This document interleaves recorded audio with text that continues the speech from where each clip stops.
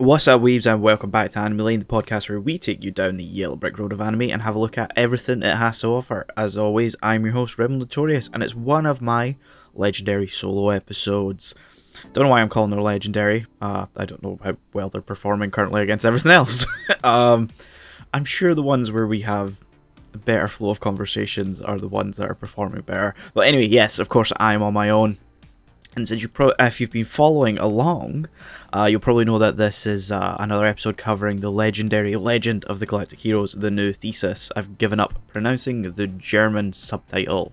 And then I'll talk a bit about Jujutsu Kaisen 0, which hit Crunchyroll not long before I recorded this, which is how I watched it, because I didn't see it in cinema because I hadn't watched Jujutsu Kaisen at the time. And now that I watched it, I'm like, fuck, I could have gone seen it in cinema. And then I also have another couple of things to cover, so it's going to be quite a densely packed episode for being on my own, I think. I'm going to go over just summarize my thoughts on the very small amount of shows that I watched for the summer 2022 season, which was My Stepmom's Daughter is My Ex, or Step Ex. And what was the other one? I've totally blanked. Oh my god. I can't believe I'm doing this while I'm recording. What was the other show? I only watched 3 shows this season. It should not be that hard for me to remember what I watched. And I literally just finished it. Like, this week. What the hell? Why am I blanking like this? I'm sorry, this is getting left in. I apologise. I'm not editing this out. I'm annoyed at myself for doing this. Oh, Rent a Girlfriend. How the hell did I forget about Rag? Yeah, so Rent a Girlfriend Season 2.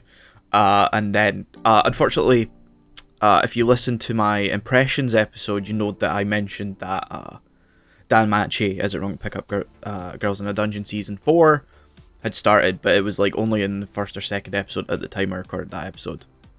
Because everything else was like halfway through. We're still, well, there's only one more episode to air. I'm 2 episodes behind, I haven't watched the most recent episode yet. So I'm not going to be talking about Dan Machi, and there is another reason for that actually as well. I will say I'm enjoying this season. But the other reason is you probably won't hear me talking about it until April? Maybe? I say April, not knowing when, if I record it after it finishes airing, when it'll fit in to the upload schedule. And that may make it seem like I am very well prepared in terms of how many episodes I have uploaded and scheduled. I don't. Basically what's happening is when they announced this season, there was rumours that it was going to be 22 episodes long, which was totally not normal for Dan Machi. It's always been 12 or I think 13 for the first season episodes long. But it is 22, but it's split core run. So first core ends, I think, this Thursday, which is not far from where I am. I'm recording this on a Sunday. And then I think it's January it comes back, so it'll run for like another 3 months. So if it finishes in March, chances are, knowing my own recording and scheduling, the episode then probably will go up until April. Since the episodes are usually recorded about a month in advance. Excuse me, I'm currently fighting back a burp. So yeah, that is the rundown of the episodes. I think before we jump into Legends of the Galactic Heroes, I think I might just go over the summer stuff, since it's fairly short. There's not much there I can talk about in general, to be honest. I really enjoyed Step X. And like I know in my Summer Impressions episode, I kind of was like, it is absolutely insane, and like I'm more watching. I think I said I was more watching it for like how absolutely insane it was, and how, if it could get even more insane. And I think at the time, I think it was on episode 6, and I had mentioned that the last couple episodes at that point had been very mundane. Like I had totally switched gears and was going down like a sort of standard rom-com route, and like it sort of did, and it took a while to find its footing again. I think it was around maybe episode 10 that like I really kind of started to enjoy it again. And that's to say I disliked it during the sort of like 5, 6, 7, and 8. They introduced a new character, Higashi Shira. I've probably fucked that name up. Who's like one of Mizuto's friends. And like just during her introduction, it plays a very standard like love triangle thing for a couple episodes, and like it takes a while for it to find its footing with all these new with her in it, and like a character dynamic for everyone involved. But it very quickly sequesters, is that the right word? It like pushes the whole love triangle thing to the side, and deals with that very quickly. And then it's more just kind of like trying to, like, it sets itself up as like, you know, these two are best friends. Even though Higashi Shira actually has feelings for Mizuto doesn't, and he's you know, he tries to let her down nicely, I suppose, in his own way.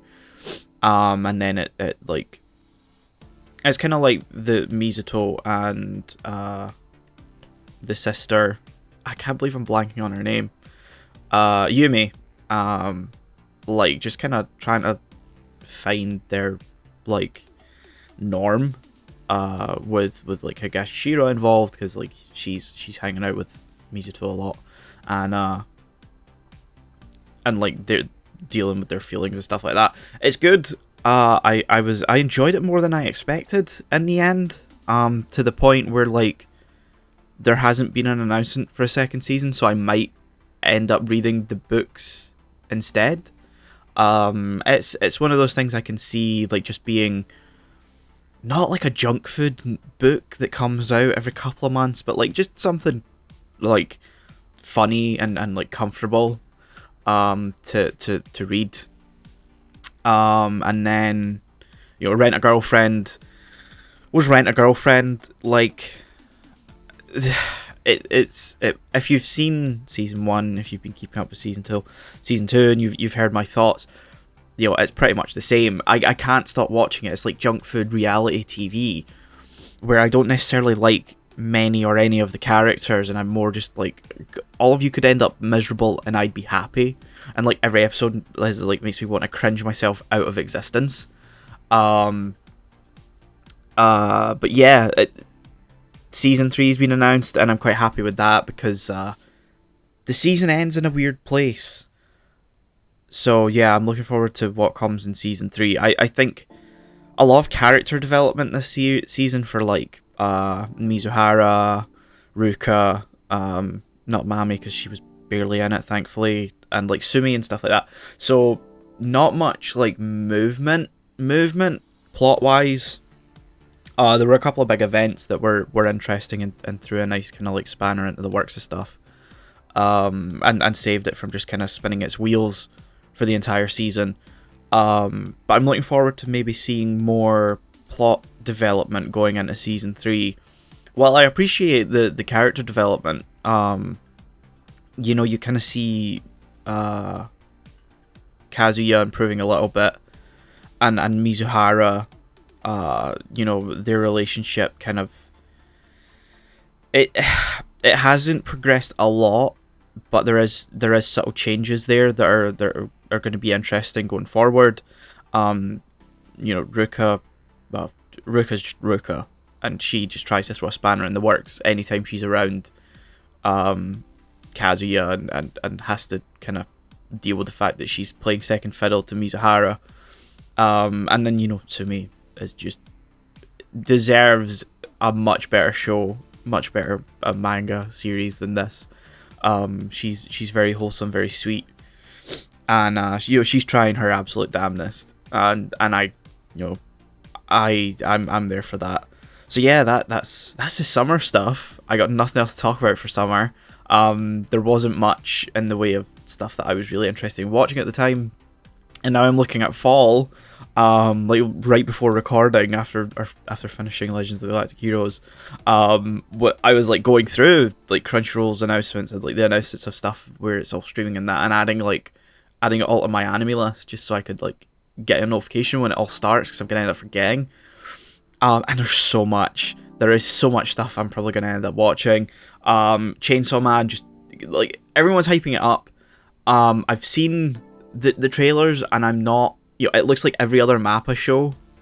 Like it just has their style, and like I'm not. I've not read the manga since the anime was announced. I've been meaning to check out the manga, and I may do that before it airs, since it's like another kind of couple of weeks away, maybe 3 weeks I think at this point. I think it airs on the 11th of October, and this is like currently the 25th of September as I'm recording this. So I may have some time to check out the manga and get a feel for like what the series is. But I'll mainly be checking out Chainsaw Man as like, because that is the show of the season. That's the one everyone's going to be talking about.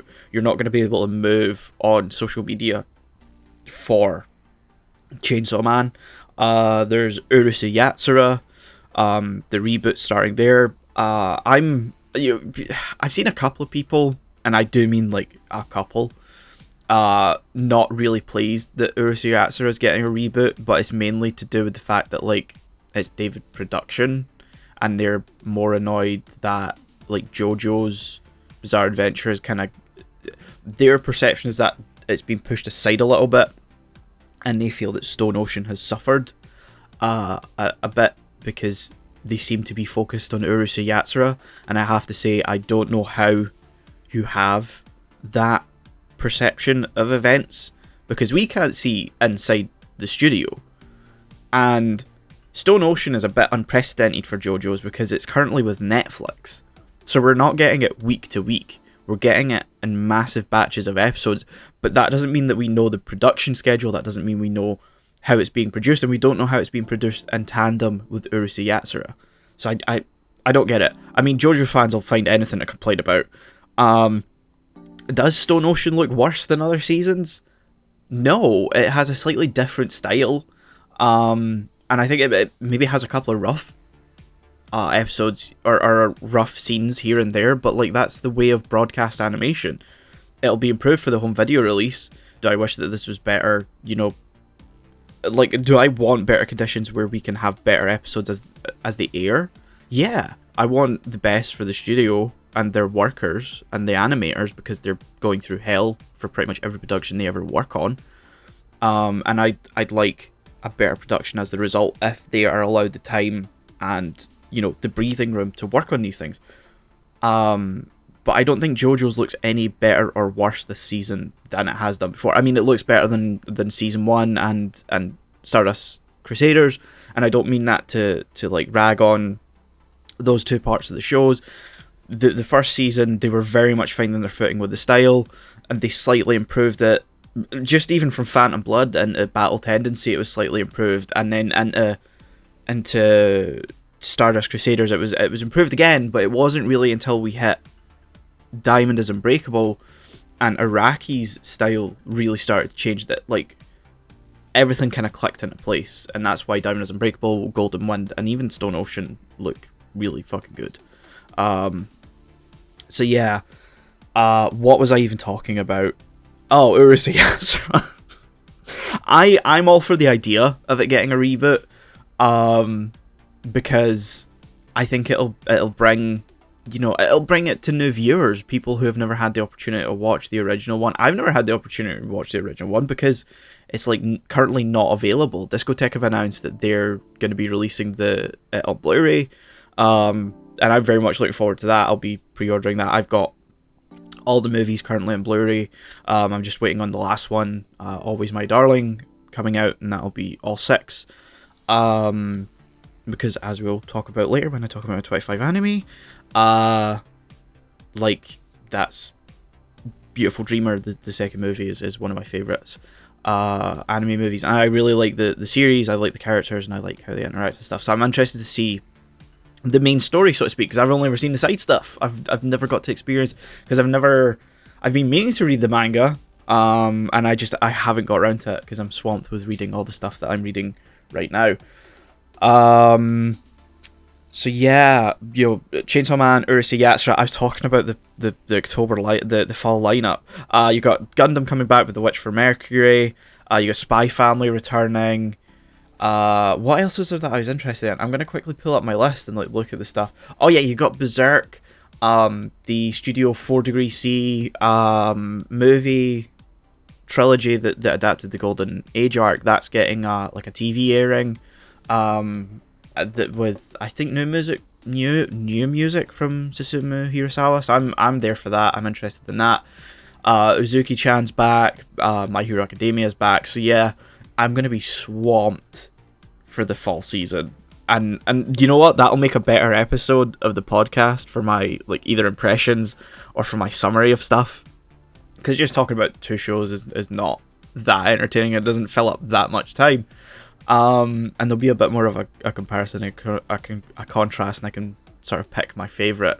So yeah, that's fall coming up. Not too far away, just round the corner. Quite looking forward to it. I'm looking forward to it again. Mainly Gundam coming back. I'm interested in seeing what The Witch from Mercury has to offer. I've only seen the prologue that was uploaded on YouTube like last month, I think. So yeah, with that out of the way, I think we'll just start talking about Legends of the Galactic Heroes. The Neue These season 3. What a goddamn season! Coming off the back of season 2, which was all about the Civil War and stuff like that, and like each faction and the Free Planets Alliance and then the Galactic Empire both were going through like their own internal conflicts. Reinhard was going up against the was it the Lippstadt fleet? I know it's called the Lippstadt War. Basically, he was going up against like the nobility of the Galactic Empire to secure his place as like prime minister, and then you had Yang having to deal with the National Salvation Military Council, I think it was called, who staged a coup d'etat within the Free Planets Alliance and made it, not a Free Planets Alliance anymore. And then we had Kurt Keiss's death, which, my god, I totally forgot about until like the second episode I was watching of this. Yeah, so like quite a lot happened, and a lot of it was more like kind of grand parts of the storytelling, and this is all like kind of character, like this kind of hones back in more onto the characters, and that's not to say that like season 2 didn't do anything with the characters. It was very the series in general is very character focused, but like against like grand events, it was more kind of broad stroke characters, main characters, and very few side characters kind of got a chance to shine, whereas this season, like, it really was about the other characters. Very early on in the season, I think it was like the third or fourth episode, like Mittermeier and Roenthal, they got like their own full episode about their history as friends, and their own backstories, and how they came to Reinhard's side, and being very squarely in his camp. Now that Kurt Keiss is gone, if it weren't for Oberstein, they would be his right hands. But yeah, so the first thing about this season is that it's got a totally new opening. Each season so far has had like different endings. I can't remember what the name of the first one was, or who sang it, unfortunately. But season 2 was Tranquility by Hiroyuki Sawano, which had been in my playlist for so long, like I didn't even know. Like I listened to Sawano, like especially his vocal project stuff, and so like when he releases new music, I'll just like check it out and put it in my playlist if I like it, if it's a good song. And so I've had that in my playlist for years. Like I remember adding it. I remember going to see Promare, Scotland Loves Anime, in 2019, and coming back on the train and looking for the Promare soundtrack on Spotify, which unfortunately it still isn't on there. I think something to do with like Sony, like pretty much all of Sawano's other music's on there, but not Promare. And I came across Tranquility, which I think was recently released at the time. I think probably because like season 2 was airing.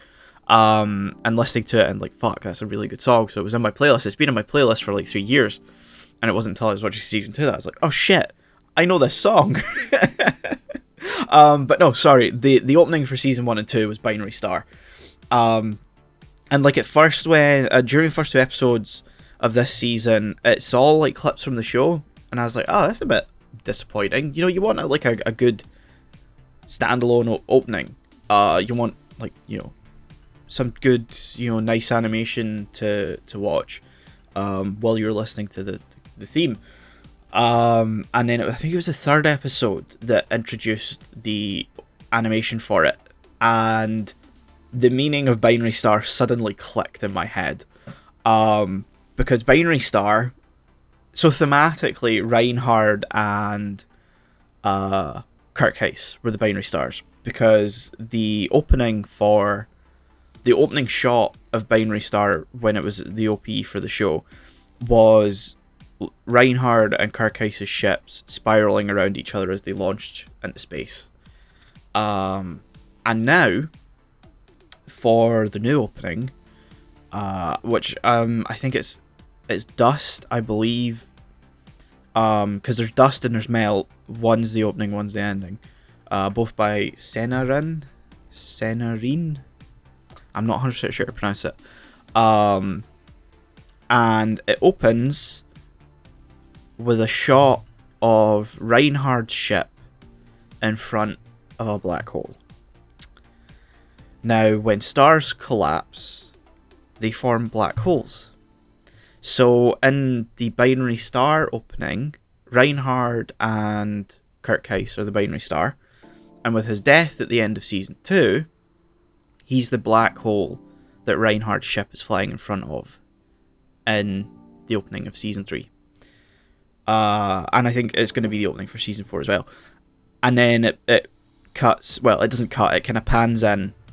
It zooms and pans in. It does a weird motion. And shows the rest of the fleet flying against the black hole. And I think that's a nice touch. That really shows the impact that Kirk Heiss has on everyone, and how without him, you know, it's up in the air how Reinhard will go, and what he'll do, and how he'll react to stuff. So yeah, I thought that was really cool. I had the note and comment that the new opening and ending didn't have like specific animation. It was all just clips from the show. In fact, the ending was worse. It was literally just a black screen with white credits rolling up and like little clips from the show playing in like a very small box on the right hand side. But then episode 3 they introduced like the proper animation for it. I assume during the first 2 episodes it wasn't ready, it wasn't done yet. That's fair enough. It'll probably get replaced on the Blu-ray release, which I don't think for the US. Sorry, I probably just cracked that right in the microphone. I cracked my finger. I don't think it has a release scheduled for the US yet, which makes sense since it's just aired at the beginning part of this year. So yeah, you know, the show opens quite strongly. Like, we see Julian, which interestingly, I don't know if I've brought this up yet. In the show they pronounce it Julian. And I was like, that's kind of weird. But then I thought, there's a lot of Germanic influence on the show in terms of the Galactic Empire, and the Free Planets Alliance are like rebels of the Galactic Empire. So it would make sense if they pronounced it Julian, because in German, the J is pronounced as a Y. Like, Jaeger is spelled with a J, but it's pronounced as a Y. So Julian. But I can't call him anything but Julian, because it sounds a bit weird to me. If that's the right if Julian is the correct pronunciation of his name, let me know, and I'll change it when I cover season 4. But yeah, we get to see Julian going into his first battle. I was surprised to see him in the Air Force, cause it doesn't really mention what he's going over, or what he's like specifically aiming for in the first 2 seasons. And it's only really at the beginning of this season that we get to see him actually going through some training, and like how him being like the adoptive son of Yang like affects his, standing and how people treat him during training and stuff like that. But yeah, he becomes part of the I'm just gonna call it Air Force because I can't remember what they're called. And so like it opens with him going into battle, and I'm like, just please don't die. Like I don't think Yang could take that. And then we get to see Merkatz again. He's only in the season very briefly. I mean, he has a massive impact near the end. But he doesn't have much of a role to play for the majority of it. But we can still see that he's like clearly like pained by his decision to defect, which I absolutely understand. It's very recent for him. He's had to kind of throw away everything to just keep himself and his adjutant alive. But I'm hoping he grows into becoming like a valued advisor to Yang, which I think is very possible considering what happens at the end of the season, where when the Galactic Empire have warped Gearsburg Fortress into a battle with Isleron Fortress. He's the one that's like puts a plan in motion that like saves them essentially from utter destruction. Yeah, I mentioned that we get to see Mittermeier and Ruenthal's like backstory a little bit. One thing that I just really have to point out, it mentions that Mittermeier's wife is like a distant relative of his, because like he comes home one day and there's just this girl there, and he's like to his parents, "Who's this?" And they're like, "Oh, that's her distant relative. Her parents are dead, so we're taking her in." And then like it cuts to another scene. There's a little bit of a montage, and it just cuts to a scene of him like proposing to her, and his dad's super happy, and I'm like, they're related. That's kind of weird. And then we get to see Ruenthal's background as well, and like his mum tries to gouge his eye out because she thinks that he's a child of an affair, which is just so intense. Because both his parents have blue eyes, but he's born with heterochromasia. I've probably mispronounced that. Heterochromasia. It's the one where each eye is like a different color. So he has one blue eye and one black eye. And I mean, like, it's not brown, it is like black for some reason. And apparently because his mum is much younger than his father. Like his father, I think, marries her at like age 40 or 50, and there's like a 20-year age gap or something like that. And so she has like a younger lover that she she messes around with, and so she thinks it's his child, and so she tries to gouge his eye out so that his father can't see it, and so that he doesn't know that she had an affair. I don't know what happens after that, because it just like jumps forward. Like it's Ruenthal tells us to Mittermeier while he's like very drunk, and he's explaining why like he doesn't trust women very much, because Mittermeier's like always telling him, like, oh, you should get married. It's like, have someone that you want to come home to and stuff like that. And then it goes into like how they ended up coming to Reinhardt's kind of group and stuff like that, and it's like all very interesting. I think, finally getting to learn about these characters who are very likable. They are presented in a likable light, and they are shown to be very important to Reinhardt and his group. And it's only just like now, like 20 odd episodes in, that we're finally learning who they are. In fact, I think their flashback episodes happens like during the 30s, maybe. The beginning of the oh no, it couldn't have. Like 28, 29ish, I think, episode wise. Oh yeah, and during one of the episodes, yeah, it's episode 4, which I think is one of the flashback episodes. There's a dog that's like just going around and checking on everyone. Like Hilda sees it in front of Reinhardt's house, and then you see it checking on, I can't remember who it is, at a grave, and then you see it checking on a couple other people, and then it sits at Oberstein's car as he's about to leave, and like the driver's like, "Oh, I wasn't sure if it was your dog," and he's like, "Oh," and he just kind of like takes it in, and I was like, "Is this Kirk Heiss?" Because the way it's introduced at first, it kind of looks like it's like Kirk Heiss checking on everyone, but then Oberstein took the dog in, which was unexpected. But then I was also like, yeah, I don't think that could then be Kirk Heiss. If at some point Oberstein turns on Reinhard and the dog just like attacks Oberstein, I'll know it's Kirk Heiss, but I don't see that happening. The dog never comes up again this season. It's just yeah, just happens. And yeah, because it then cuts to a scene where like Reinhard's other like admirals are like talking about Oberstein like taking in the dog, and they're shocked by it, and I'm like, these guys are just massive gossips, because every time we see them they're just gossiping about the stuff going on. And like after that, near the end of that episode, like I'm glad it shows that Reinhard is like still grieving over Kirk Heiss, and doesn't just like kind of, you know, leave you to kind of go, oh well, all these decisions that he's making that may not seem within his character, they're, you know, they're because he's grieving, because he's in this new position.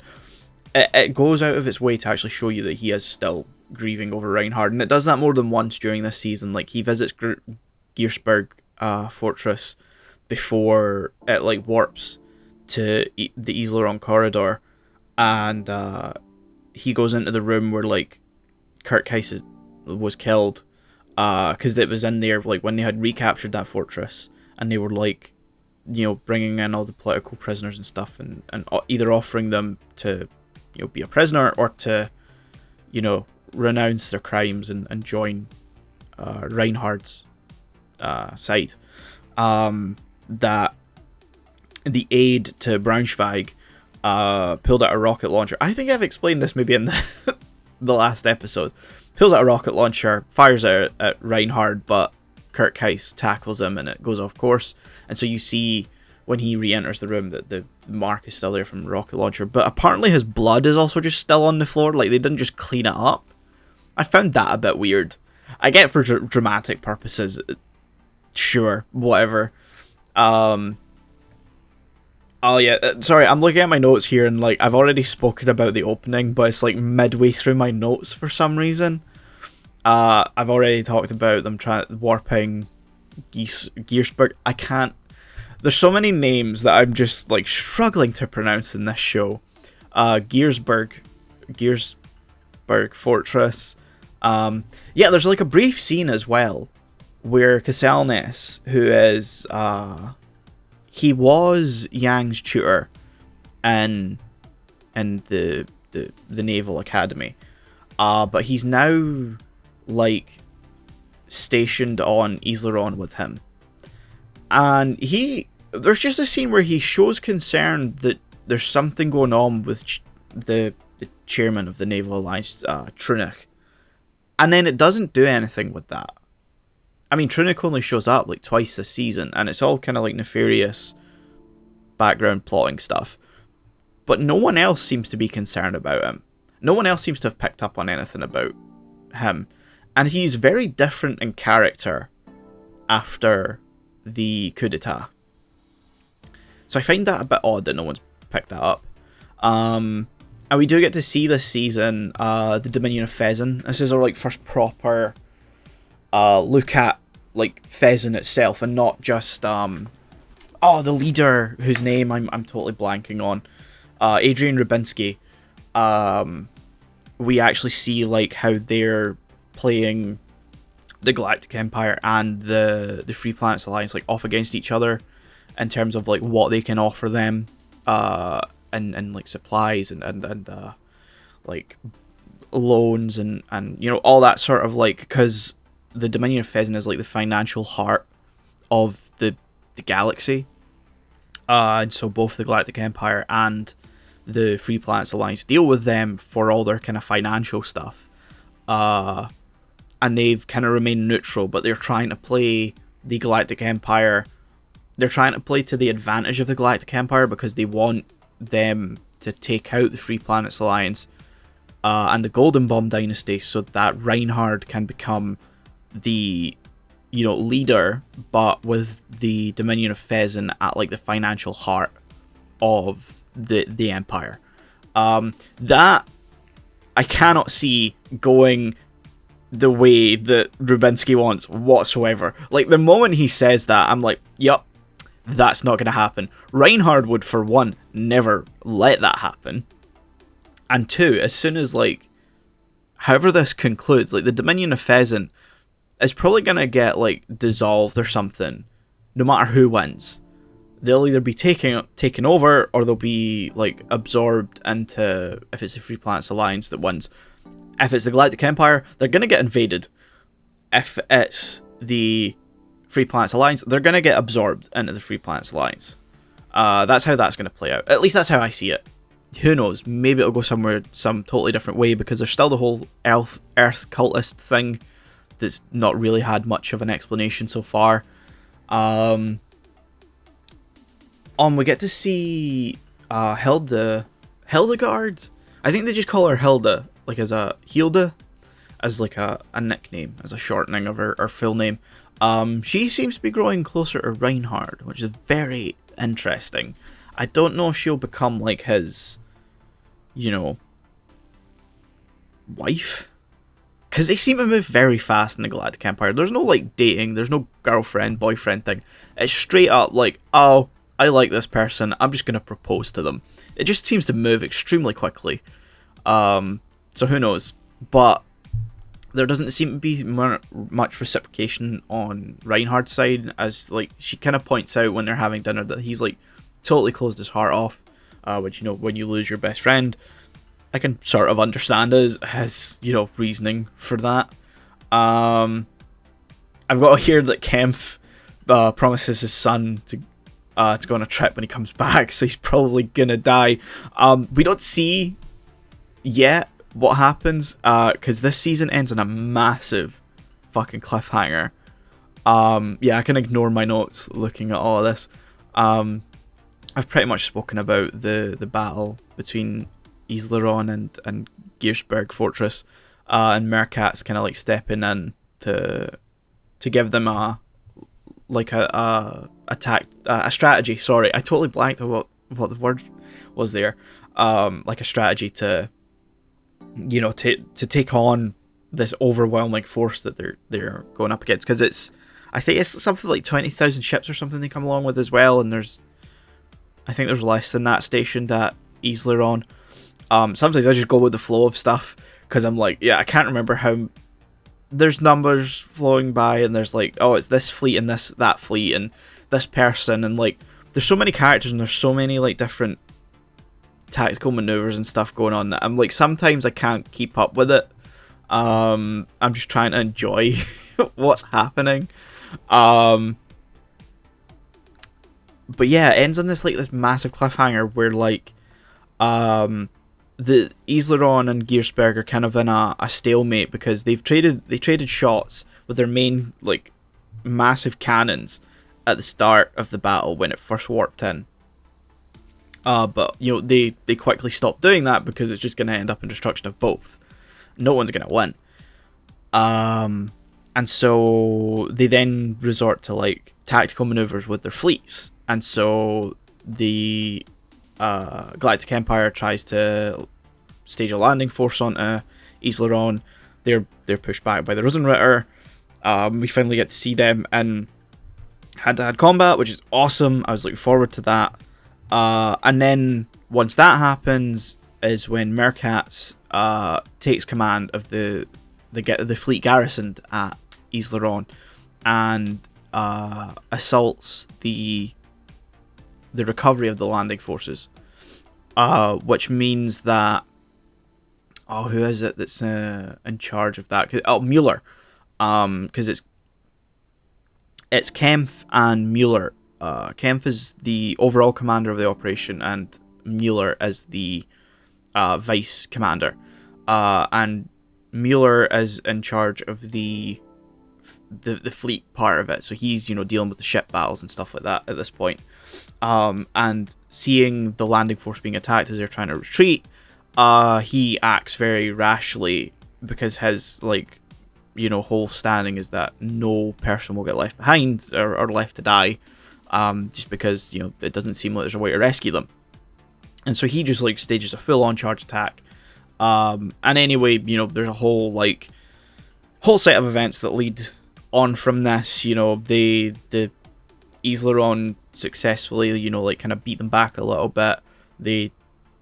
Their forces retreat, and then the Galactic Empire tries to stage a pincer attack on the Isleron forces when Yang's fleet finally shows up, because he's been like a whole inquiry that serves no purpose other than to remove him from Isleron, and like that's why I've not talked about it, because it doesn't really like have much impact on anything other than to mean he's not there when Gearsberg shows up. But after that, I was talking about the pincer movement thing. And so they try to, you know, stage a pincer movement so that they can take out the Isleron forces, because they don't know that Yang's fleet is nearby yet. And then they are gonna join those two like parts of the fleet together and then take on Yang's fleet.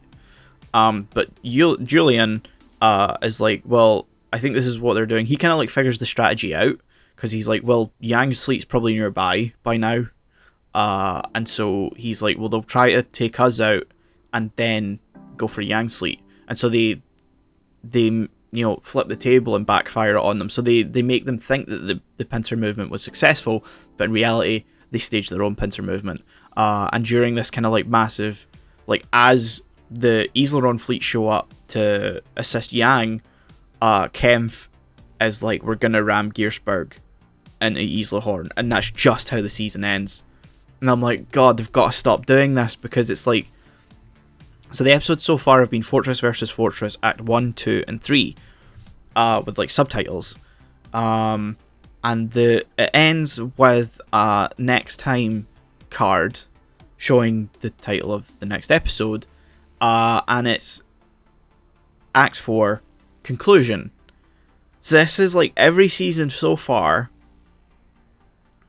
except, no, sorry, Season 1 did this as well, actually. Season 2 did do this. But Season 1 done the same thing with the Battle of Armistar and Ristar,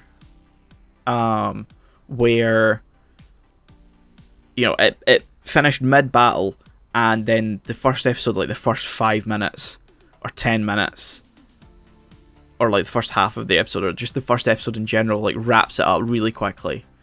And I'm like, oh, they're going to do it again, and it's going to have felt sort of pointless for anyone who's watched, you know, who watched this when it aired back in May, to have to wait till the end of September.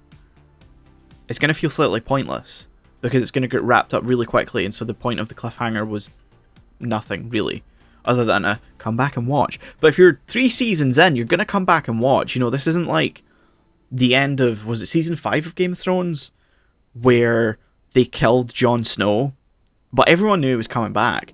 That's different, though, where, like, that is, like, a death of a main character, and you're like, oh my god, what the hell's going to happen next? That's worth a year wait for the next season. Even though everyone knew he was coming back, because it's like, well, you can't kill off Jon Snow. And they try to keep it under wraps as much as possible. I'm sorry, that's a massive spoiler for Game of Thrones if you've never seen it. I'm sure everyone knows that by now, though. Anyway, so yeah, that's Season 3 of Legends of the Galactic Heroes, The New Thesis.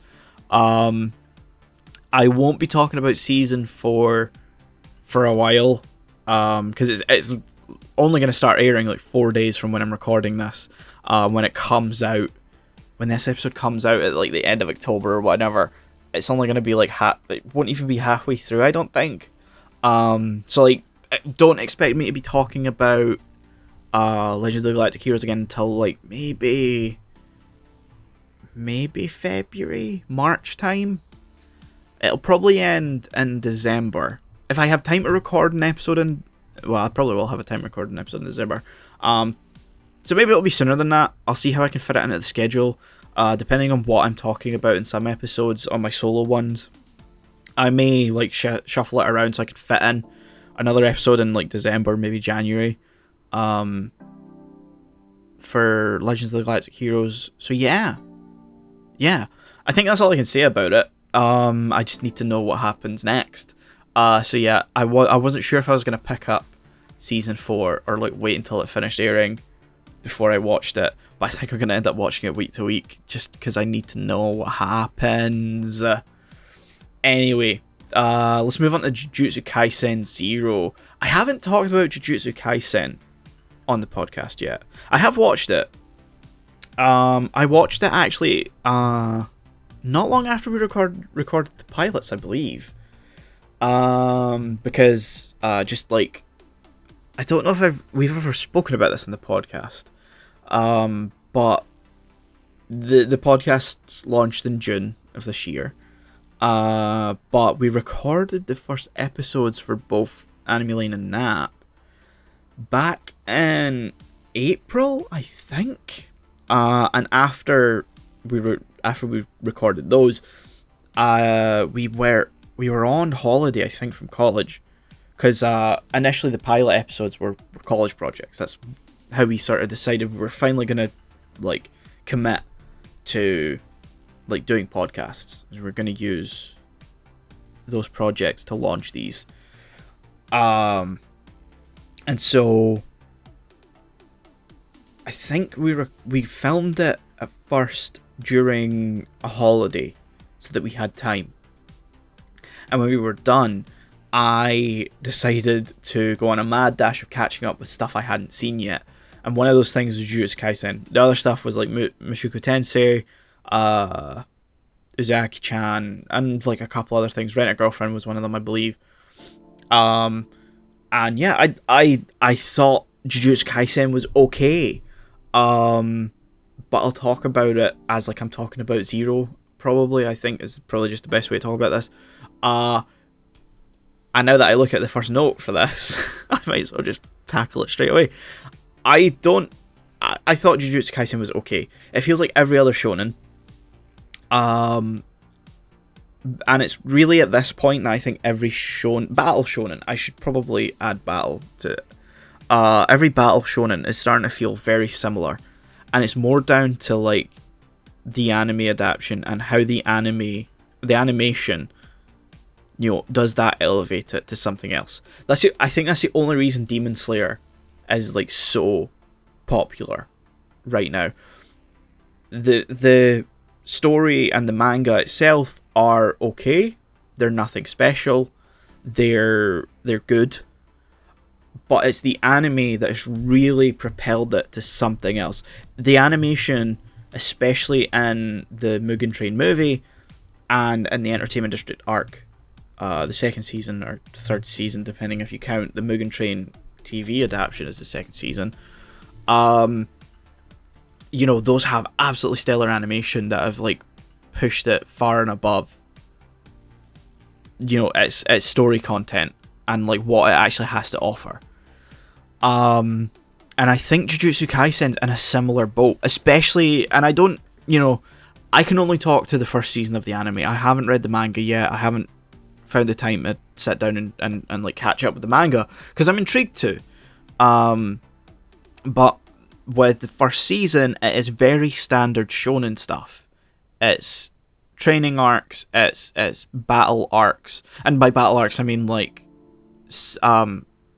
this friendly person versus this friendly person, you know, like training battles and like tournament battles. The tournament, that was what I was looking for. It was a tournament arc.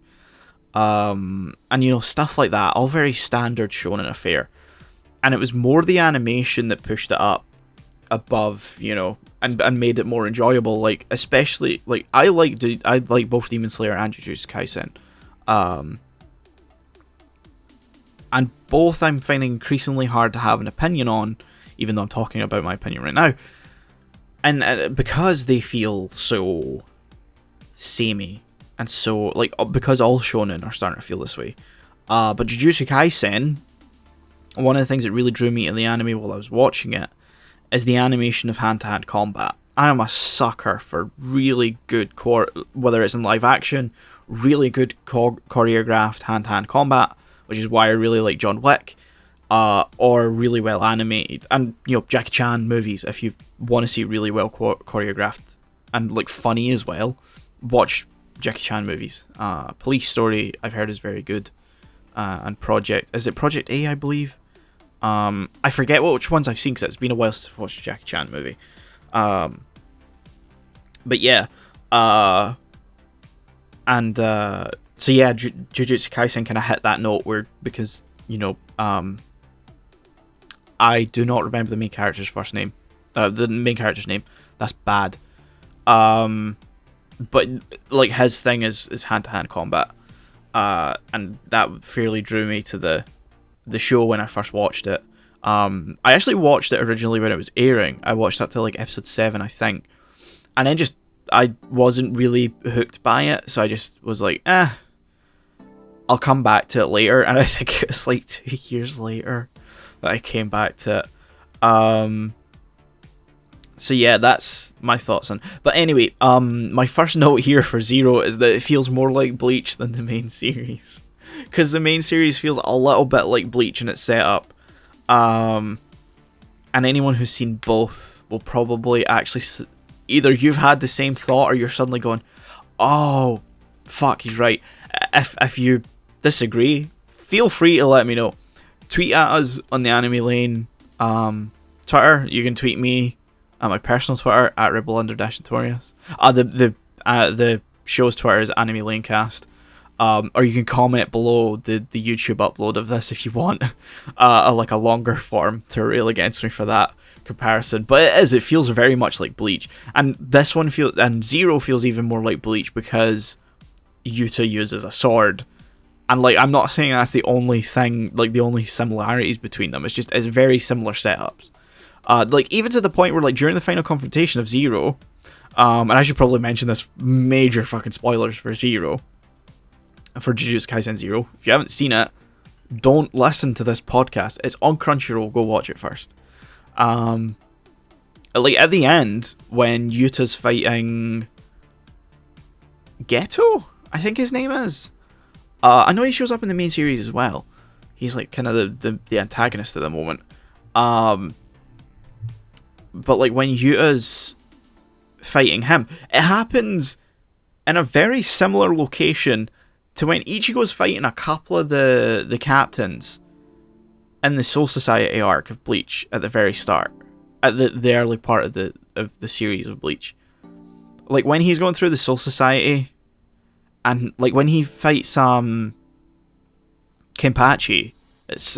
especially, he's in like a very similar location to when Yuta's fighting Geto and Jujutsu Kaisen Zero. But yeah, anyway, my main takeaways from the movie, I get it from a perspective of it's adapting a volume of the manga that did actually come out before the main series. Like I think this acted as a sort of pilot for the series. As I thought like this was like a volume 0 that came out later. And I think as volume 0 it did come out later. Like I don't think it originally had the Zero title part of it. I think it came out with a slightly longer title, like Jujutsu Kaisen Jujutsu High or something like that. But it did come out first, which I initially thought it didn't. I thought it was like a side story thing that came out later. And so my main criticism, especially like as a prequel, my main criticism is explained because it's a prequel and it is something that did come out first. And there's a lot of setup. It goes over. I mean, of course it has to introduce Yuta. We've never met Yuta before. That's fine. But it does reintroduce the three at the time of the first season, second years at this point in the story, their first years. But it reintroduces them. That's Maki, the guy that can only speak in, is it sushi ingredients? And Panda. It like goes through reintroducing them, their backstories, and it sort of it doesn't thankfully it doesn't go over the sort of workings of the Jujutsu hierarchy and stuff like that. And like the sorcerer hierarchy and like the rankings and stuff like that. It does touch on it a little bit. But I think mainly the criticism comes from the fact that like it takes an hour of the film for the main antagonist to show up, and then from there it's like very quick like development of stuff that's going on. I've just read my note again, and like I did point this out in the note, is that like the reason it could have a lot of setup is because, you know, it's a prequel and an entry point for the series, and that's fair enough. But if you've seen the main series, you'd probably, at this point, at like some point during the first hour, you're kind of going to be like, I know all of this, can we speed this up and get to the point? And then equally, if you watch this first and then watch the main series, like season 1, the first few episodes you're going to be like, okay, I get it, can we stop explaining this stuff? And then you're going to get reintroduced to the second years, and you're going to be like, I know who these people are. And then later on, you're going to see Mary's backstory, and you're going to be like, God, I know, I learned this in the movie. So it's a catch-22. I do sort of understand it from like a storytelling perspective. I want to see Yuta show up again. He's an interesting character, but in this, he feels far too much like Deku from My Hero Academia, but not in the like right ways. Like he suffers from the same MC syndrome stuff as Deku in terms of negative qualities of their personality and stuff like that, and that is that they're too critical of themselves. They basically take all the things that annoy people about Deku and apply them to Yuta, dial down a touch, and you've got Yuta. So I'd be interested in seeing him appear later, and, you know, have developed and maybe be a bit more confident in himself because he's a second year. Because I think at the time of the series, is it mentioned that he's like, I think he's in like America or something like that? But then at the end of the movie, there's like a post-credit teaser where he's like somewhere totally different. It doesn't look American whatsoever. It looks sort of either Indian or African, like going by the kind of street design. But I could be misremembering, because I watched this like not a week ago, but like a little bit ago now. Cause I think I watched it like 4 days ago. I watched it the day it went up on Crunchyroll, so the 21st, and this is 25th. So yeah, I'd be interested in seeing him come up again. So yeah, I think, you know, I don't have many notes, and I'm not going to spend too much time speaking about it. But yeah, overall, it's you know, good animation, like I mentioned. It's more at this point when it comes to battle shonens, you know, does the animation elevate it above the manga like source material? And I can't comment to that for Jujutsu Kaisen. Like, Jujutsu Kaisen could be an extremely very good manga and like have a good story, you know, once it develops and like kind of gets to the crux of what the series is. It could be very good. It could be far beyond my expectations of it from what I know of the first season of the anime. And it has a very good soundtrack. You know, that was another thing that was always very on point for the first season of the anime, is the music was very good. I remember, I think it's the second to last episode, or the last episode, has a song that has the lead singer of Cold Rain, one of my favourite bands, in there. And that was a good track. Very good track. I'm just looking at this big note at the end, and I've pretty much hit all the same points as I've, you know, written these out. I write things down thinking I'm not going to remember to bring these up, and I'll hit all the same points, and I'm like, I can't do this in real life when I'm actually like having a conversation with someone about something. I forget all the things that I think about when I watch stuff, but when I'm recording a podcast, like, my recall seems to be far more on point, And like when I was watching Jujutsu Kaisen 0, I didn't necessarily actually make the decision that I was going to be covering it on the podcast. I just watched it because I wanted to watch it. Whereas Legends of the Galactic Heroes, because I knew I was covering it on the podcast, like I was taking notes here and there as the series went on. So like I have quite a lot of notes of Legends of the Galactic Heroes Season 3. I think not as much as Season 2. But I only have like 6 notes on 0. So yeah, anyway, I think I hit everything. Like, yeah, my last note is pretty much what I went over at the beginning. Like, a lot of current battle shonen are fairly samey, are relatively bland in the narrative department, but are massively elevated in stature by their anime adaptations going the extra mile. And then Demon Slayer is another example of this.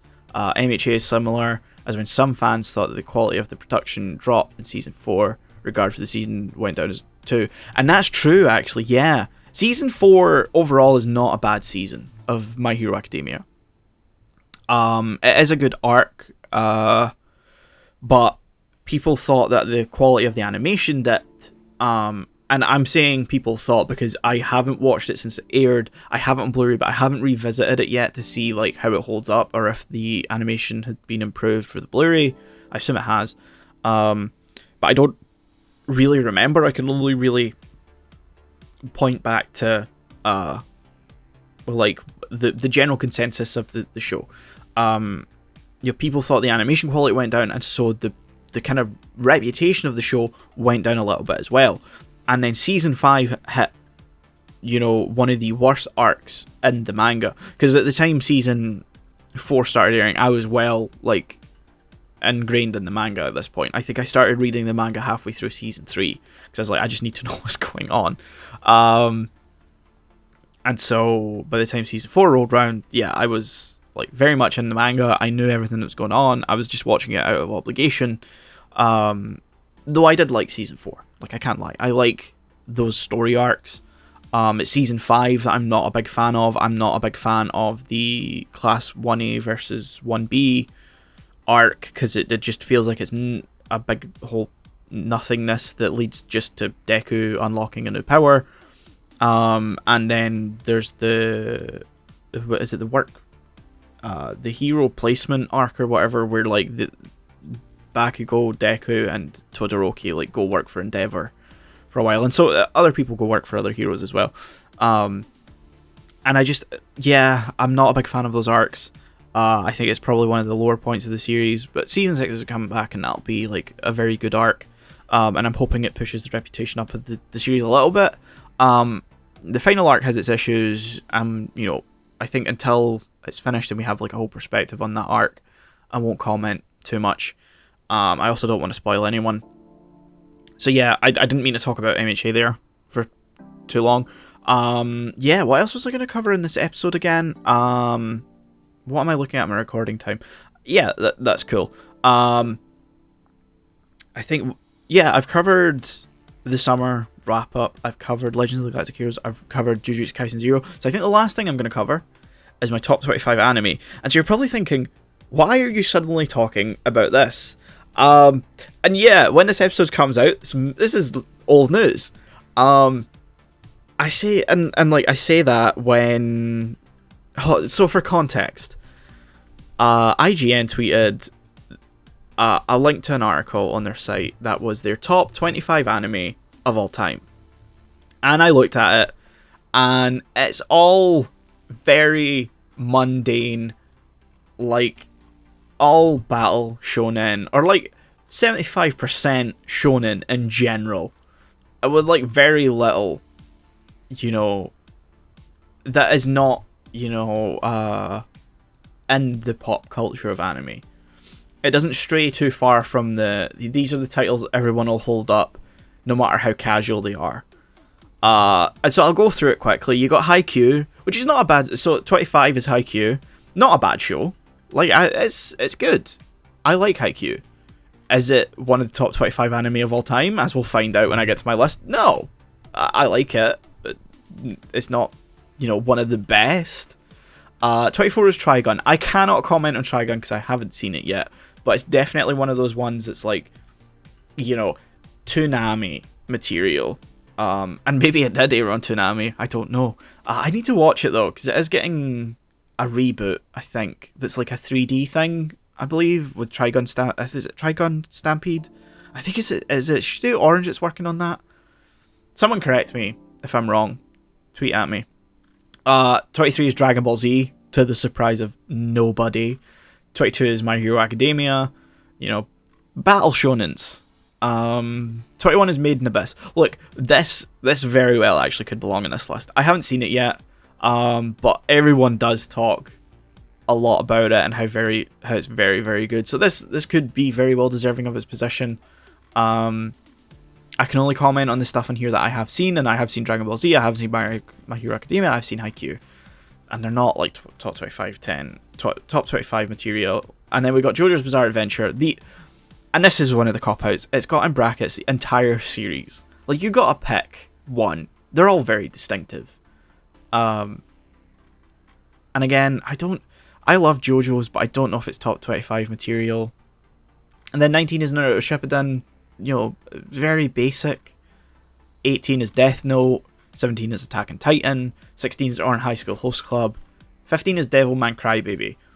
So I haven't seen the Crybaby adaptation, but I am like a big fan of Devilman. So I can't actually fault this, because I do have a Devilman adaptation on my list. So yeah, I'll give him that. I know that Musaki Yuasa works on it. So yeah, this very well could be deserving of its position. It's just that it's surrounded by everything else. So you got Demon Slayer at 14. Again, I like the animation. The animation's good, but it's not top 25 material. 13, Code Geass, Lelouch of the Rebellion. I can't fault that one. I very much like Code Geass. It's not in my top 25, but if I were to make like a top 50, it would probably be within the late 20s, early 30s. Samurai Champloo, again, I can't comment. I haven't seen this.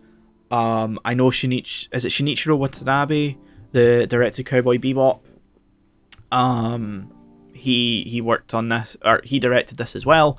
I have it and haven't got around to watching it. It could very well be deserving of his position. Baccano, again, another one I haven't seen, but I do hear people talk a lot of really good stuff about this. So that, again, another one that could be very well deserving of his position, but it's just surrounded by all the other shit. Fully Cooley, again, it's just Toonami affair. Yu Yu Hakusho, again. Evangelion. Look, I can't fault this. That's on my list. It's not as high as number 8 on mine. It is on mine. Hunter x Hunter, number 7. Hunter x Hunter's on mine. But it's not this high. I do like Hunter x Hunter. Mob Psycho 100, another shonen. Hajime no Ippo. Again, I've heard good things about Hajime no Ippo, and it could be very well deserving of its position. 5 seems a little high for it not being Ashita no Joe, the one that kind of kickstarted the whole sports anime scene. Number 4 is Monster. Again, this one could be deserving of it. I hear a lot of really good stuff about Monster. And I just haven't had the chance to get around to watching it, mainly because it's not really available anywhere anymore. I think there's Australian DVDs for it. I've just had trouble tracking them down. One Piece is at number 3. I love One Piece. I would not put it that high on a top 25 of all time list. 2, Cowboy Bebop. I love Cowboy Bebop, and I think it might be in my top 10. It's not in my top 10. It's in my top 20. But it's not, it's not. Look, for some, I absolutely would not blame you if you put Cowboy Bebop this high. That's absolutely fair.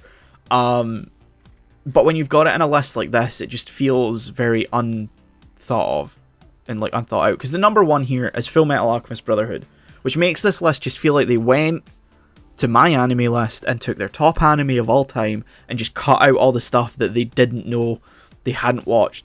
Or they were like, I have no idea what this is because all I watched is Toonami or shonens or all the other stuff that other people talk about at the top of the anime iceberg. And like, I'm not dissing anyone who is casual fan of anime, who is only at the tip of the iceberg, and if that's where you're at and you're comfortable being there, that is fair.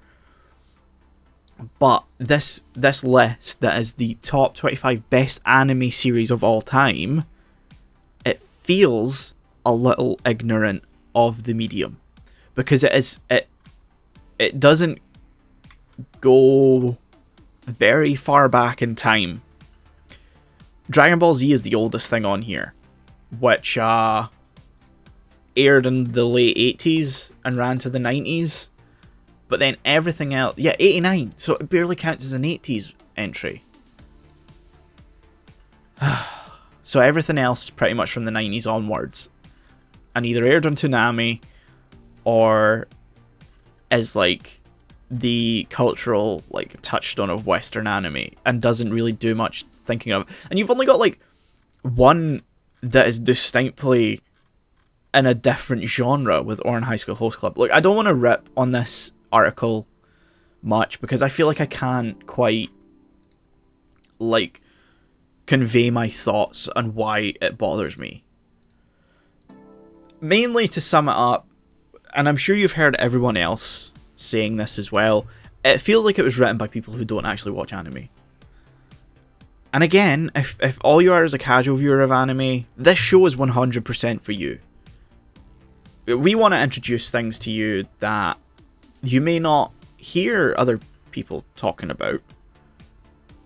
And we want to bring these, you know, the things we talk about to a wider audience. And that's presumptuous when we don't have much of an audience yet. But that's one of the aims of this show, is to introduce these things to people and maybe make them interested in watching it. But if you're content with just watching the biggest shows at the time, that's fair. That is absolutely fair. I feel like I'm probably in that camp with normal TV, with Western TV. I only really watch the big ones because my interests lie elsewhere. Like I mean, I watch a lot of sci-fi stuff. I watch a lot of sci-fi stuff that other people haven't seen. I'm a big fan of Stargate.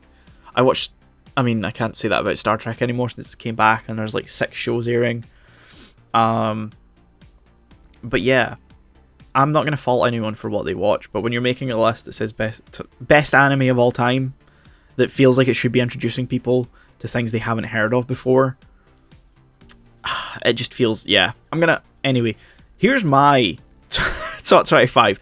If you disagree with this, my list, that's fair enough. This is absolutely just my personal opinion on shows. And I mean, I realised only when I brought the article back up, it said series in the title. Mine's a mixed bag between movies, series, OVAs, everything's in there. This is just absolutely like my personal like rundown of things that I really love and were very either formative to my anime experience or, you know, just are very important, I think, you know, either for me or for in general to anime. I can't comment on that because this is absolutely my personal taste here. So I'm going to start off with an honorable mention because when I was writing this up, I wrote it down in my phone. Like just getting like a list of 25 and then I numbered them later. And it wasn't until I was like pulling them over onto my computer, like because I have a list up here on my computer in front of me, that's numbered, that I realized I had written down 26. So I had to make the decision of, fuck, which one gets axed. So honorable mention goes to Perfect Blue, directed by Satoshi Kon. Look, I love Satoshi Kon, and I like, I like Perfect Blue. It's a very heavy and dark movie though, and so I feel like that's why it kind of loses a little bit, and is like, it would be 26, you know, if I were doing a top 50. I love Satoshi Kon though. If you haven't seen any of his movies, I highly recommend Perfect Blue. Know that it is very, like, it's very dark, very heavy. It deals with some serious content. And there, like, I wrote an article on my website that no longer exists a couple of years ago, about like things that are like 5 anime movies to see before you die. That's what it's called. And Perfect Blue was on there. And I'll give the same note because I don't want to spoil it. I'll give the same note that I gave there. The film is rated an 18 in the UK, and for good reason. So be aware of that when you're going in. If you want other content warnings, I advise looking it up, just in case you're sensitive to any of the content that it deals with. I think that's probably the only title, if we even ever cover it on the show, which we probably will, that I'll probably ever have to give like a content warning for. Because I don't think there's too many that that really dive into this sort of thing. Millennium Actress is also very good. If you want other Satoshi Kon stuff, Paprika as well. I think the only movie of his that I haven't seen is Tokyo Godfathers, and I need to fix that soon. So anyway, without further ado, at number 25 is Hunter x Hunter. It's meant to be pronounced Hunter Hunter. Yeah, like I said, Hunter's on my list. I really like that series. It's I like the characters. I like some of the story arcs a lot. Yeah, a lot. Like I was talking about it with a friend at work, and he's like, I didn't like Greed Island, and I'm like, oh fuck, I actually did really like Greed Island. But the Chimera Ant arc is very, very good. A lot of people, I think I remember speaking to some people that were like, it was too long, it was too drawn out. And like against pretty much all the other story arcs in the show, I can sort of understand where they're coming from. But I think it was executed very well. And I think it dealt with like a lot of, it had to deal with like a lot of things going on at the same time, and I think that leads to why it was so long, because you had to see a lot of these events that were happening concurrently, and so you would have episodes that would happen, 3 episodes later, but were happening at the same time as the episode that had happened 3 episodes ago, that came out 3 episodes ago, or that you had watched 3 episodes ago or whatever. But yeah, I like Hunter x Hunter. I need to get on reading the manga. I've only ever seen the 2011 adaptation, and I really liked it. Number 24 is It Wrong to Try to Pick Up Girls in a Dungeon, or DanMachi. This, very special show to me. It was one of the first simulcasts I ever watched, and like I was hooked on it, and like I feel like I can't properly explain why I really like the show, but I really like it. I think once the 4th season ends, I'll probably pick up the novels and start reading it. But yeah, very, very much enjoy DanMachi. Number 23 is City Hunter. Good old Ryo Saiba and Maki. Not Maki. Fuck. Maki Mura. Fucking what's her name? Oh my god, why am I blanking on so many character names today? This part's getting edited out, I think. City Hunter. Oh my god. Why am I so bad with character names? Kaori, yeah. City Hunter, good old Kaori and Ryo. It's a hard series to recommend to someone, because you have to be like, look, Ryo is not, like, he's a badass, but he is a sex pest. And it came out in the 80s, so like I just kind of have to, like, because it came out in the 80s, like I can sort of pass it off as like, sure, at the time that was sort of acceptable, and like he's played up to a degree where it's like, in real life, nobody would do that. Number 22 is Death Note. Death Note was one of the first animes I watched when I was like fully diving in to it, and I still really like revisiting it and rewatching it, rereading it. And I like, there is something very engaging about the first like solid maybe like half to like 60-70%. It's only really once like L dies that like, it tapers off. You have Mello and, is it Nero? Neither really live up to L, and they are trying to be his replacements. But yeah. Number 21 is My Dress Up Darling, a show that came out this year but absolutely blew me away for being extremely fun, very wholesome, just very feel good and like warm to watch. I'm very happy it's getting a 2nd season. I've been really enjoying reading the manga.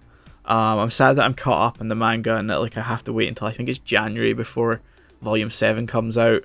So I'm just hoping like that the anime doesn't come out until like 2024. Like the 2nd season of the anime doesn't come out until 2024, so that like the manga's and the English translation's like a bit ahead of it, so that I'm not like constantly in a weird cycle of both being roughly in the same place. Because I think this volume 6, which came out this month, I think, as I'm recording this, was the first one to like go beyond the anime. Volume 5 was like the end of season 1 of the anime, and like volume 6 is the first one to like go beyond it, introduce new characters, and like properly kind of like have a story moving event as a cliffhanger of the volume. So yeah, My Dress Up Darling. Number 20 is Lucky Star. This is a great comedy series. For anyone who's like really into anime. I mean, you can watch it if you're not really into anime. It's a great comedy in and of itself. But the more anime you've seen, the more you appreciate Lucky Star, because it is so densely packed with jokes and references to other shows.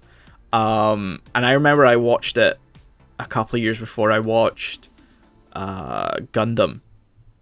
And there's a full like section of an episode that's dedicated to one joke about Gundam, and it's hilarious even if you've never seen Gundam, but it's even more funny if you've seen it. And so like when I came back to watch it, like I had seen it like 4 or 5 times at the point that I had watched Gundam, and so I was like watching it again for like the 6th or 7th time, and I found that joke hilarious after I had seen Gundam.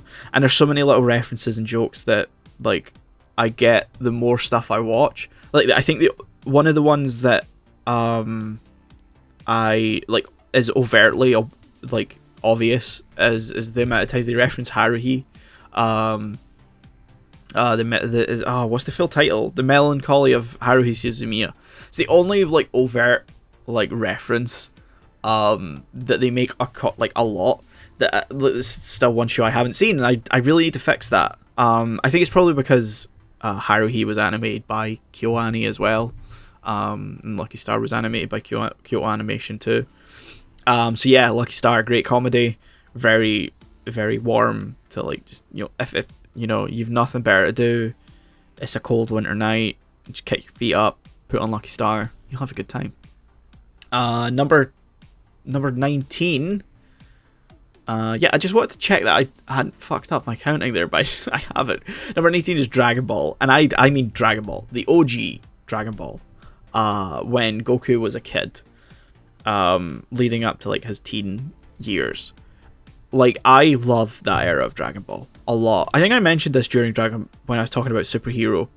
I will stand by that being like the peak of the series. Like that part is 10 out of 10. I just really enjoy that part of Dragon Ball. I like Z, I like Super, I like the movies, but none of them for me hold a candle to Dragon Ball, because at that point it was fun.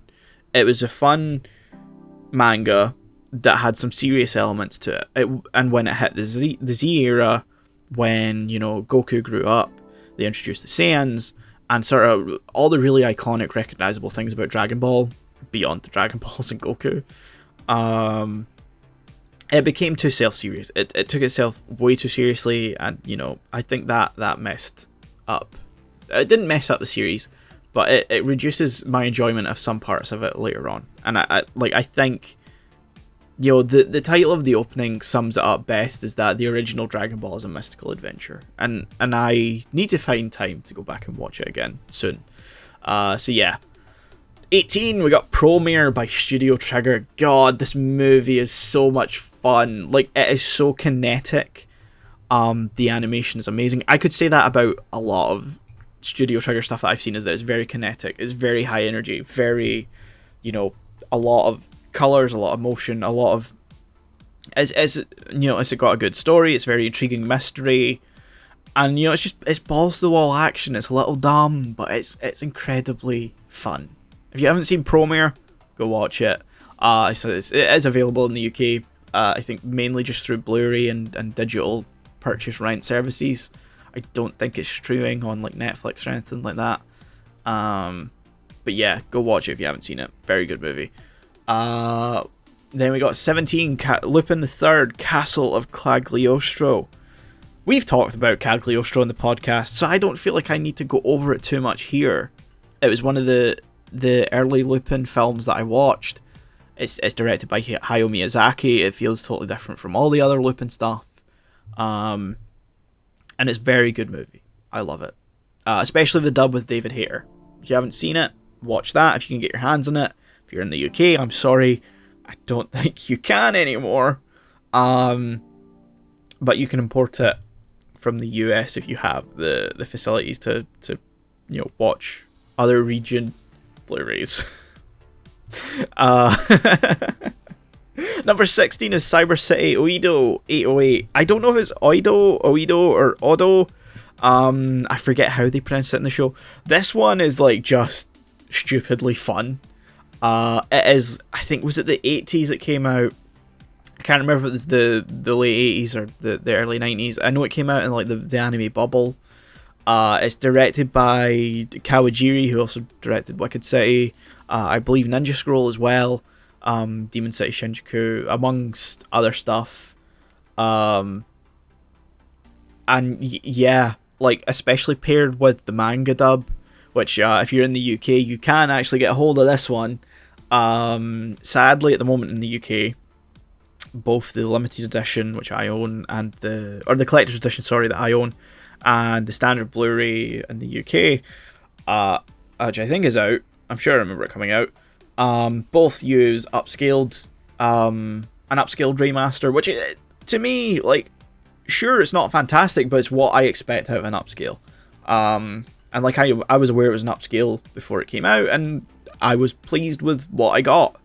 But yeah, if you're buying it in the UK, be aware that currently, as of the time of recording, it does use upscaled footage. In the US, there has been a subsequent version released that managed to use remastered footage from the original, I believe, film negatives, which at the time that the UK one came out was thought to be lost. But around the time that the Project Echo film masters were found, so was Cyber City Oedo, amongst a few other things that were thought to be like lost for the original film negatives. So yeah, if you want to watch it in the UK, if you buy it, no matter which version you're buying, they all have the same English dubs. I highly recommend watching the British, the manga dub, which has like its own soundtrack, and it's very. I'm not one that advocates dubs very often, or especially dubs that feature different soundtracks. But yeah, very fun. At times the dialogue is hilariously bad, and the music is very good. And that sounds weird to say for something that's in like my top 25 anime of all time, that like the dub is hilariously bad. Like the dub itself is good. It's just that because of manga's like approach to dubs at the time is like they add in swearing and really offhanded, like, you know, just like cursing and stuff, just to, because it was called 15ing, I believe is the term they used, of raising the certification that it would receive from the BBFC, so that it was more appealing to an older audience. Which, look, Cyber City's not even for kids anyway, so it was going to appeal to an older audience anyway. But yeah, anyway, number 15, we got Neon Genesis Evangelion.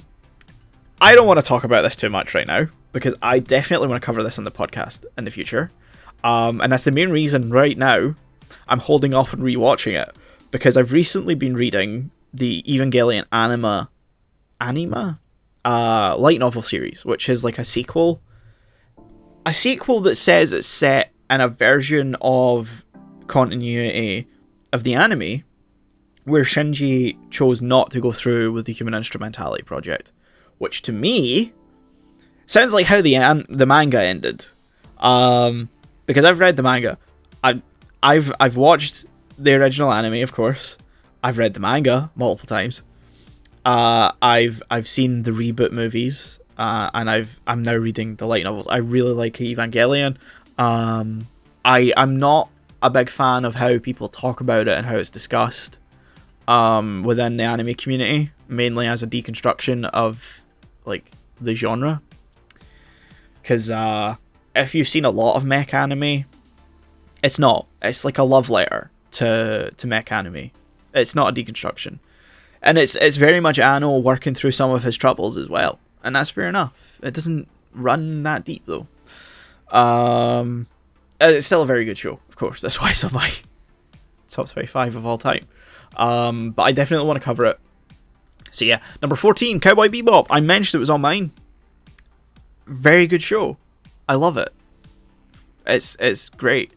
Again, I want to cover it on the show, so I don't want to talk about it too much. Then we got number 13, Gunbuster. Again, I'm very much looking forward to the US Blu-ray of this coming out. I'm hoping we get an announcement of when it's coming out soon, and I can pre-order it. And I can get rid of my Kaseki UK DVD, which is a horrible presentation of it. It's like VHS tapes just planked on a DVD, and the translation's terrible as well. But yeah, so, and I want to cover it. So for now, I'll forgo saying anything about Gunbuster. It will be covered hopefully soon on the podcast, depending on when the Blu-ray comes out. But I assume, at the very least, like, we'll cover it sometime in 2023, because I think that's when the Blu-ray will most likely come out. It could be the later half, depending on when it comes out. But yeah, I assume it could be covered soon.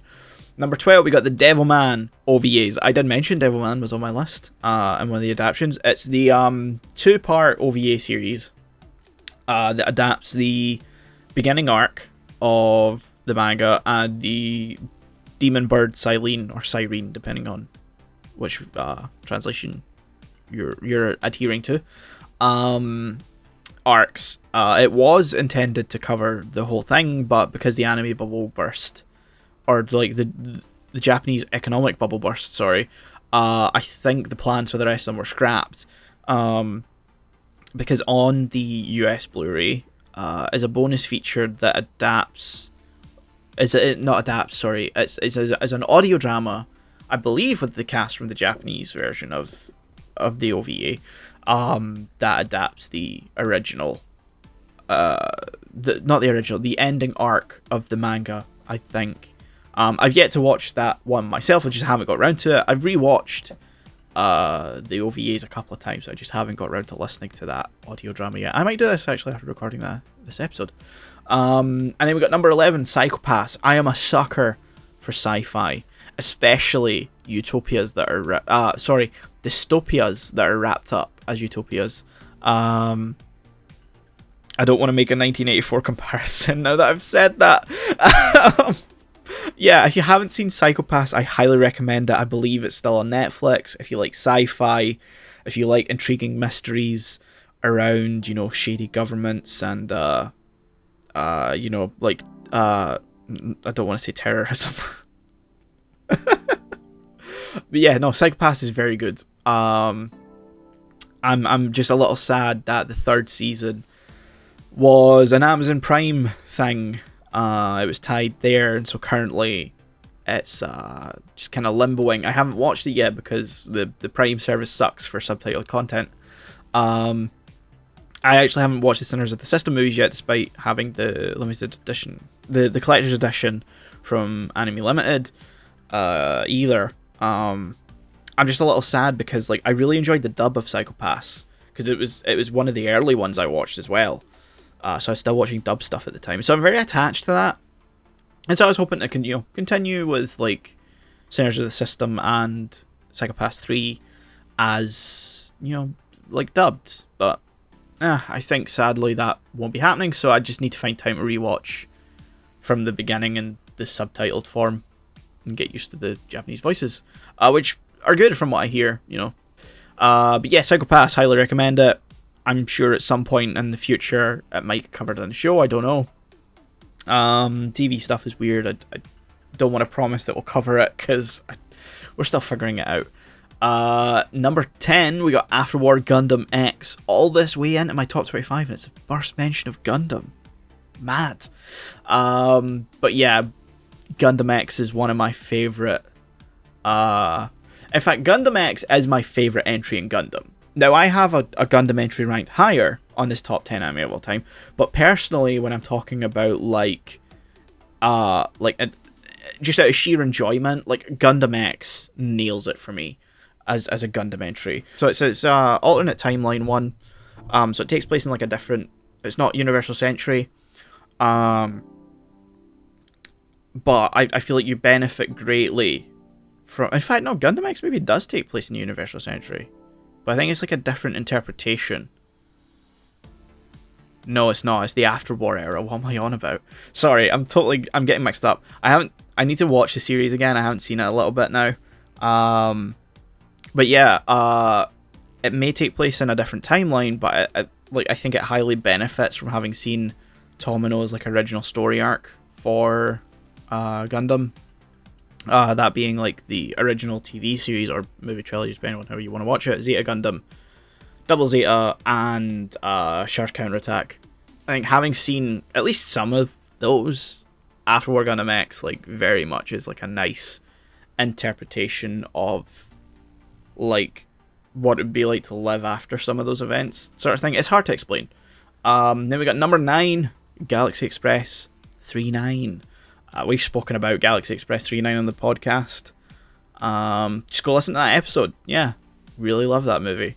And we got number 8, where I'm pulling a bit of a cop out. I know I'm on about IGN doing this, but it's Your Name and Weathering with You.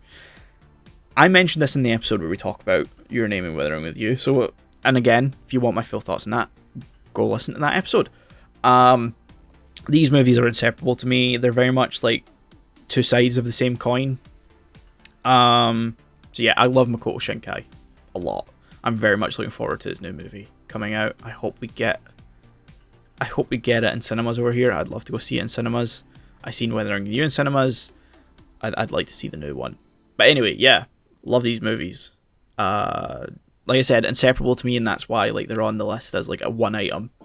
And then we got number 7, Urusei Yatsura, Beautiful Dreamer. I mentioned it earlier in the show that one of the Urusei Yatsura movies was on my top list of all time. Here it is, Beautiful Dreamer, directed by...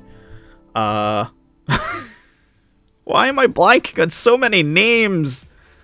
Oh my god. Oh my god, he directed Ghost in the Shell. How can I forget his name?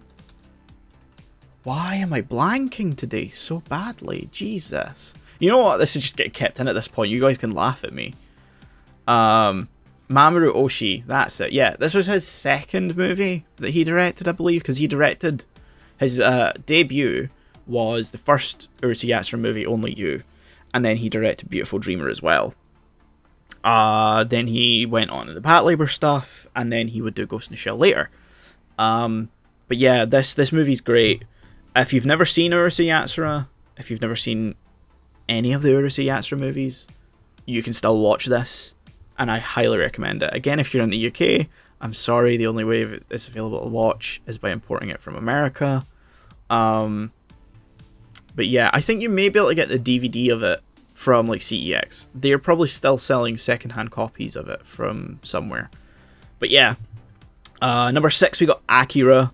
We're going to be covering it on the podcast soon to peek behind the curtain a little bit. So yeah, I'm not going to say too much about that. Number 5, we got Ghost in the Shell standalone complex. We're back to TV series again. The last few have been movies. I love the TV series standalone complex a lot. Like, I love Ghost in the Shell. So I love standalone complex for getting more of the characters, for getting individual like standalone episodes, and the way the sort of overall complex narrative works. Because if you've never seen standalone complex, the way the first season in particular works is that you have standalone episodes. These are episodes that just tell really good, interesting stories that are contained to maybe 1-2 episodes. And then you have complex episodes that tell the overarching narrative of that season. And I think it's a really interesting way to break it down, and it does tell it in a very good way. If you've never seen it, highly recommend it. I think it was on Netflix at one point. Don't know if it still is, but it's available on the Blu-ray. It's available on the Blu-ray in the UK for both seasons in like one package that I think comes with solid state. No, sorry, it was the big like limited edition that I have. Because I own 2 versions. I've got a big collector's edition that's like so unwieldy. I only ever watched it via that once when I first bought it. And I've got the standard release of it. The standard release just comes with season 1 and 2, and then you need to buy the standalone, the Solid State Society, movie OVA like conclusion thing separately, but you know, it's actually fairly cheap now. And I think so is the season bundle. So yeah, anyway, number 4 is Berserk, the original 1997 anime adaptation, not the fucking travesty that is the 2016 adaptation. I think this is the best interpretation of Kentaro Miura's vision of translating the manga to the screen. It's just a shame that I don't think anyone will ever be able to do it quite like that again.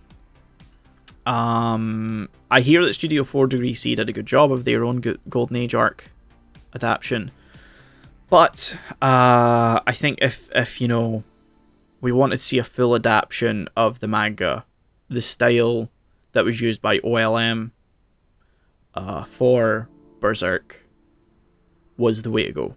And sadly, I don't think anyone will be able to do it again.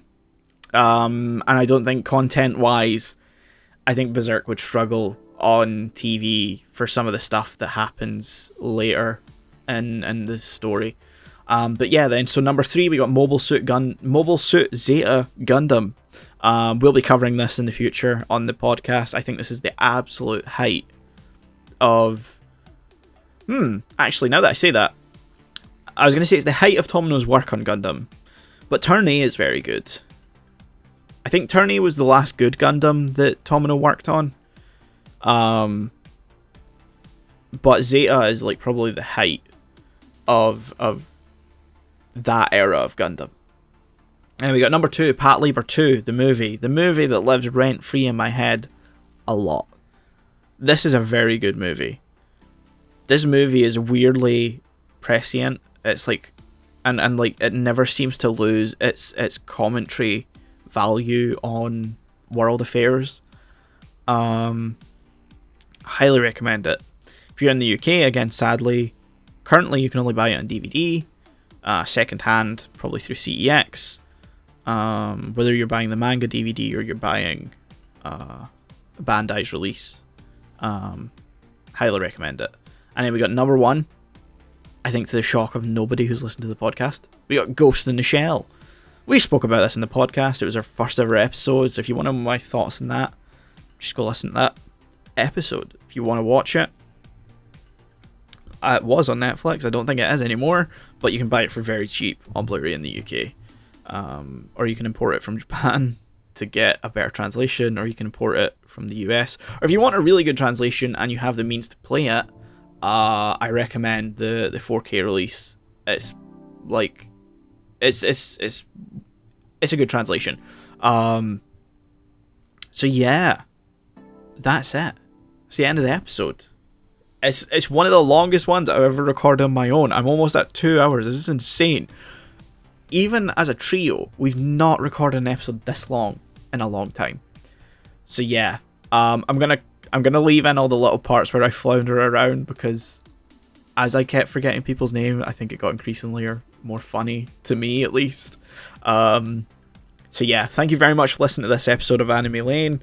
As you probably have figured out by now, the next episode is going to probably be a trio episode. I think this is coming out directly after we finish Gundam, so I think that means that the next episode is probably going to feature Akira. I don't remember what the other movie it'll feature is, but I'm pretty sure the next episode is going to be talking about Akira. So you'll get to hear my thoughts then. You'll get to hear what Shaun and Melina think about it. Yeah. If you want to keep up to date with the show, you can follow us on Anime Lane. You can follow us over on Twitter at Anime Lane Cast, where every week before the podcast comes out, we tweet a spoiler warning letting you know exactly what's going to be in the next episode. So like if you're following, say you were following the Twitter already, if you go to the Twitter right now, what you'll see is a spoiler warning for this episode, which would say Legends of the Galactic Heroes Season 3 and Jujutsu Kaisen 0, and you'd get to see little posters so you know exactly what you're looking for, so you can watch them, with plenty of time before the episode actually comes out. We're also on YouTube if you want to listen to us on there. If if you're listening to us on a podcast platform, but that's not your preferred way of listening to stuff, you can listen to us on YouTube.